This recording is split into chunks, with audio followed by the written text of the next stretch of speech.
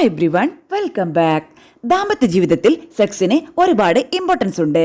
അത് പെട്ടെന്ന് ചെയ്തു തീർക്കേണ്ട ഒന്നല്ല. പെട്ടെന്ന് ചെയ്തു തീർക്കുന്നത് സെക്സ് എന്ന് പറയില്ല, റേപ്പ് എന്നേ വിളിക്കൂ.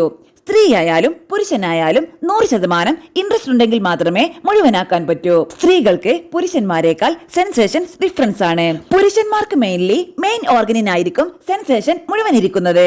അവർ വിചാരിക്കും സ്ത്രീകൾക്കും അതുപോലെയാണെന്ന്. അങ്ങനെയല്ല. സ്ത്രീകളുടെ ശരീരത്തിൽ എല്ലാ ഭാഗവും ഈക്വലി സെൻസിറ്റീവ് ആണ്. സ്ത്രീകളിൽ ഓർഗാസം കയ്യിൽ ടച്ച് ചെയ്താലും ഉണ്ടാവും എന്ന് വെച്ച് ആണുങ്ങളുടെ പരിക്കുന്ന സ്വഭാവത്തിലല്ല.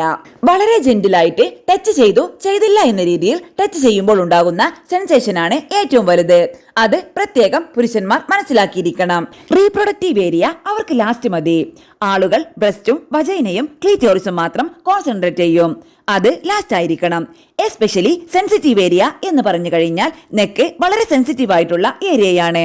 അങ്ങനെ മനസ്സിലാക്കി കഴിഞ്ഞാൽ ഒരു ഫീമെയിലിനെ ഒരു ഹൈ ലെവലിൽ എത്തിക്കാൻ പറ്റും. പെനിട്രേഷനും മറ്റും ട്രൈ ചെയ്യരുത്. ഗിവിംഗ് പ്ലഷർ ഈച്ച് അതർ, ഇത് തിരിച്ചും പറ്റും. Spending over time together giving pleasure to each other.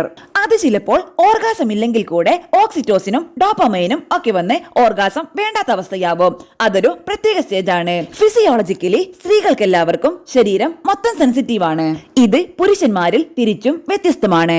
Scientific നോളജിൽ പറയുന്നത് പുരുഷന്മാർ ഭയങ്കര വിഷ്വൽ ആണെന്നാണ്. സ്ത്രീകൾ വിഷ്വൽ അല്ല. പുരുഷന്മാർക്ക് അവർ ആഗ്രഹിച്ച രീതിയിൽ കാണുന്നത് ഭയങ്കര ഇഷ്ടമാണ്.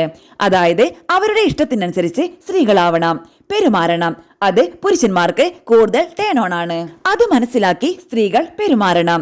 ഒരുപാട് സ്ട്രെസ്സുമായി ജോലി കഴിഞ്ഞു വരുന്ന പുരുഷന്മാരാണെങ്കിൽ കുറച്ച് മസാജൊക്കെ കൊടുത്തു കഴിഞ്ഞാൽ അവർ വളരെ റിലാക്സ്ഡ് ആവും.